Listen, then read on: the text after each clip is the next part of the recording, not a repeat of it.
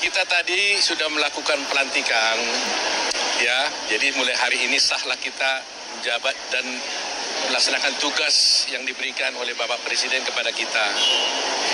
Nah, mengenai pengarahan resminya sih belum semuanya detail, tapi ketika kita diminta kesediaan kita untuk menjadi Wamenko, sana Bapak Presiden sudah memberikan arahan-arahan kepada kami, terutama ini kan jabatan Wamenko ini kan baru.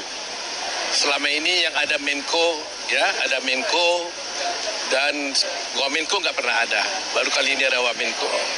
Nah, oleh karena itu beliau Pak Presiden mengatakan bahwa agar kiranya kami dapat mengkoordinir semua masalah-masalah hukum yang ada, apalagi sekarang ini khususnya adalah mengenai hukum, HAM, imigrasi, dan juga pemasyarakatan. Jadi udah lebih detail dari sana aja. Nah, prinsip yang paling utama yang selalu saya yang saya ingat dari arahan Pak Presiden itu adalah agar kami dan semua pejabat yang ada dapat berpihak kepada rakyat. Ini yang paling penting.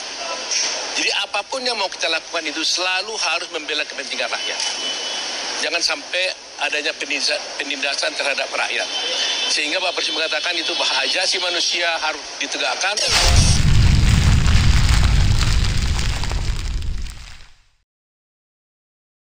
Halo, assalamualaikum. Jumpa lagi dengan saya di channel My Story.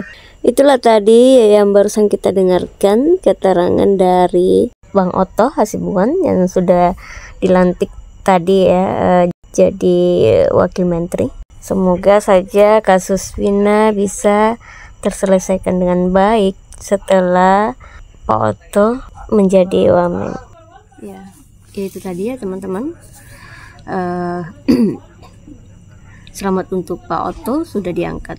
Nah, kita dengerin apa kata Pak Susno bahwa yang menentukan ini bukan menteri atau wamentri ya, atau wakil menteri, tetapi adalah presiden sendiri yang akan melakukan satu perbaikan dalam hukum. Karena yang menyetujui ya. Saya sangat berharap kepada presiden ya, bukan kepada menteri atau wakil menteri. Karena menteri atau wakil menteri itu tidak punya visi atau misi atau kebijakan. Yang punya kebijakan itu presiden. Menteri, wakil menteri dan sebagainya itu pembantu presiden. Bagaimana presidennya, bagaimana menteri, wakil menteri melaksanakan. Jadi menteri, wakil menteri mau merubah sistem peradilan kita, mau berubah undang-undang kita. Kalau presidennya tidak tanda tangan, tidak setuju dengan apa yang itu dilakukan, ya nggak jalan. Karena yang punya pengaruh kepada DPR itu bukan menteri, tapi presiden. Nah, tapi menteri bisa saja mengajukan konsep, menyarankan pada presiden. Dilaksanakan apa tidak, itu presiden. Jadi bukan misalnya, oh ini karena wamennya sudah begini, menterinya udah begini, enggak. Sudah berapa kali kita ganti menteri dan ini. Nah, maka saya sangat berharap dengan apa yang disampaikan oleh Pak Prabowo selaku Presiden Indonesia yang baru, betul-betul itu dari lubuk hatinya, betul-betul itu dia ingin melaksanakan itu, tinggal dia perintahkan kepada menterinya. Kalau menterinya tidak melakukan hal itu, maka menterinya ya dipecat gitu. Nah, itulah. Jadi kita tidak terlalu banyak berharap kepada para menteri. Yang kita berharap adalah kepada presiden. Oke. Pak Susno, Komnas HAM kan tapi punya sosok baru, tapi di sisi lain kemudian Kapolri-nya tetap sama. Anda melihat komitmen dari presiden baru ini dari sektor hukum seperti apa sebetulnya? Ya baru dengar pidato bahwa beliau mengatakan tentang hukum akan ditegakkan supaya betul-betul berkeadilan. Nah, bagaimana jabarannya, bagaimana perintah lebih lanjut kepada Kapolri, kepada Jaksa Agung, kepada Menteri, belum kita tahu. Dan bagaimana para Menteri, Kapolri, dan Jaksa Agung menerjemahkan pidato itu, belum tahu juga. Jadi kita masih penuh harap. Tetapi saya, walaupun Presiden belum membuat rincian, membuat jabaran, saya percaya pada figur Presiden bahwa Bapak Prabowo ini adalah figur presiden yang konsekuen, yang tegas, yang punya integritas. Tapi bagaimana Wotnek akan belum sampai dua kali berapa itu? 2 kali 24 jam dia jadi presiden. Kita lihat tidak bisa saya memberikan wah ini akan begini belum. Kenapa? Walaupun saya kenal dengan para menterinya, saya tidak terlalu banyak berharap dengan menteri karena menteri nggak bisa berbuat apa-apa itu. Ya. Oke.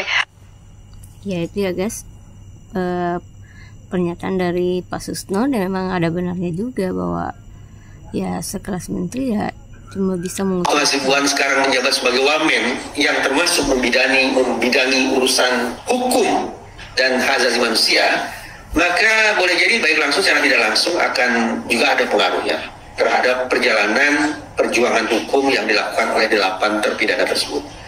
Terlebih karena sudah ada simpulan Komnas HAM, maka saya duga kuat akan ada rapat bersama, rapat pendahuluan antara Otto Hasibuan dengan Komnas HAM. Salah satu hal yang akan diperbincangkan dalam rapat perdana itu sangat mungkin adalah hal ihwal terkait dengan kasus Cirebon. Hasilnya Sobat DN, mungkin sebutan kasus Vina dalam waktu dekat akan kita ganti kasus Rudiana. Artinya jadi dapat spotlight betul, bukan lagi seputar meninggalnya Vina dan Eki, meninggal karena apa dan seterusnya. Tapi bagaimana nasib itu Rudiana dan juga nasib sekian banyak personil penegakan hukum lainnya yang disebut-sebut oleh para Sobat DN juga sudah melakukan kerja-kerja menyimpang dalam proses penegakan hukum.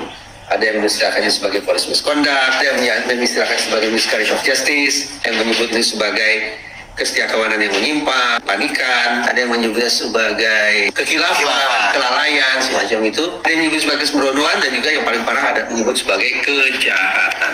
Kosakata kejahatan tampaknya sebangun, seruang, segendang, semarian dengan simpulan Komnas HAM terkait dengan bentuk-bentuk pelanggaran pada penanganan kasus Cirebon. Ini yang terpikir oleh saya posisi Polri yang sekian bulan lalu sebenarnya sudah menyimpulkan tidak terjadi pelanggaran etik apapun yang dilakukan oleh Ibtu Rudiana.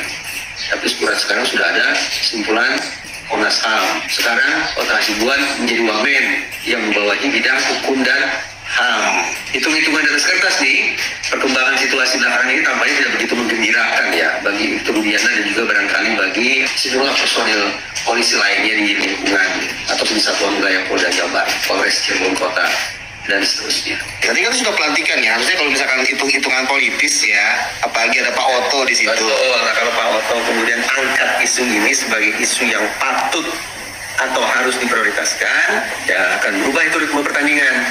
Makanya agar Otto Hasibuan punya posisi strategis untuk menyampaikan hal itu, tidak mengundang atau memantik komentar-komentar yang kontraproduktif, maka segera saja Otto Hasibuan mengundurkan diri dari jajaran tim penasihat hukum 8 terpidana.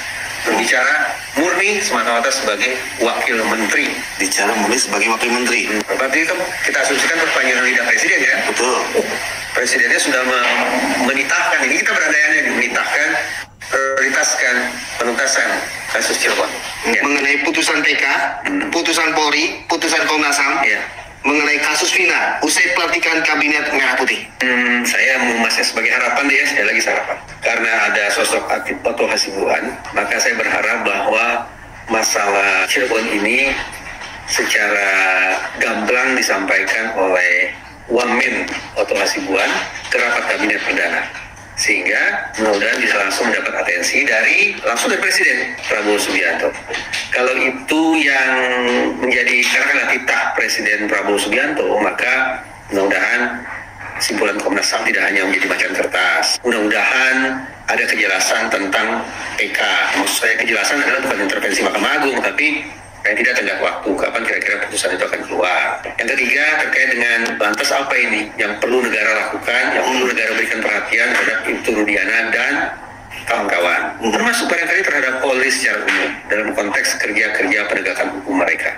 Plus juga 8 terpidana itu kalaulah ternyata PK mereka dikabulkan, mereka akan dapat kompensasi apa ya, dapat ganti rugi apa.